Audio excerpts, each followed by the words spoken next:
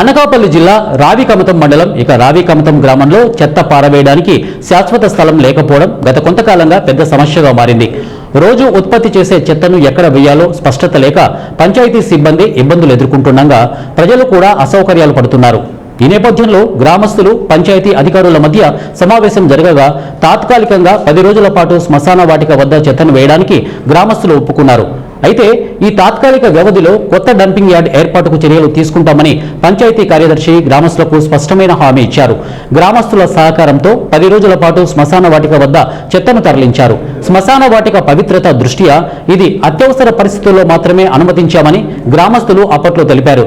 గడువు ముగిసినా కొత్త dumping yard ఏర్పాటు కాలేదు. కానీ నిర్ణయించిన 10 రోజుల గడువు పూర్తయినా కొత్త డంపింగ్ యార్డ్ కోసం స్థలం గుర్తించడం, భూమి కేటాయింపు లేదా శాశ్వత ఏర్పాట్ల దిశగా ఎటువంటి స్పష్టమైన చర్యలు కనిపించకపోవడంతో గ్రామస్తుల్లో అసంతృప్తి పెరిగింది.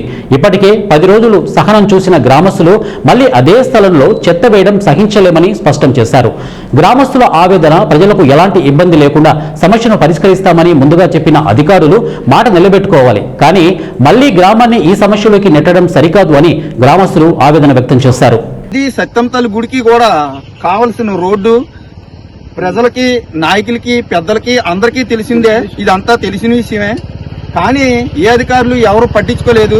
10 రోజులు టైం అడిగినప్పటికీ కూడా దీన్ని 10 రోజులు అయిపోయింది కానీ ఆపడం లేదు. రోడ్డు మీద బళ్ళు కూడా వెళ్ళడానికి అవ్వకుండా వేసేస్తున్నారు.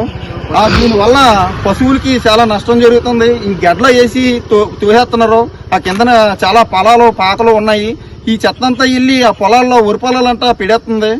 ఆ విషయం కూడా సెక్రటరీ గారికి మొన్న చెప్పడం జరిగింది. అదంతా ఏరుకోవలసి వస్తుంది.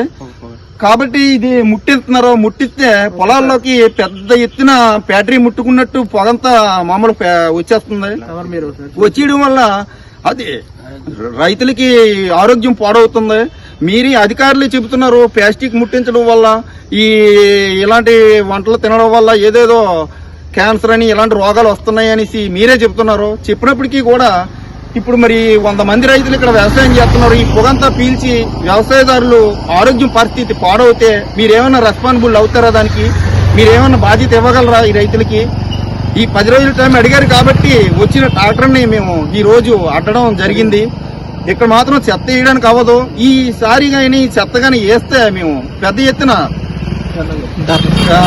అక్కడికి వచ్చి ఎంఆర్ ఆఫీస్కి కానీ పంచాయతీ ఆఫీస్కి కానీ వచ్చి పెద్ద ఎత్తున తరలించి వచ్చి మేము అక్కడ ధర్నా చేసేయడం కూడా జరుగుతుంది. దీని మాత్రం ఇక్కడ చెత్త వెయ్యడము, రైతులందరూ కూడా ఆరోగ్య పరిస్థితి బాగోకపోతే బాధ్యత మీరు తీసుకోరు. ఇప్పుడు రైతులు కష్టపడి పనిచేసి రైతులకి ఈ విధంగా అన్యాయం చేయడం మంచిది కాదని నేను సభాముఖంగా చెప్తున్నాను సార్. దీన్ని గౌరవించి మా పట్ల కొంచెం మీరు శ్రద్ధ తీసుకొని దీన్ని కొంచెం అశ్రద్ధగా కాకుండా శ్రద్ధగా వహించి దీన్ని కొంచెం శుభ్రంగా చేసి పెట్టి ఎక్కడైనా ఏదైనా చూసి ఎక్కడైనా వేయండి సార్. రైతులు మేము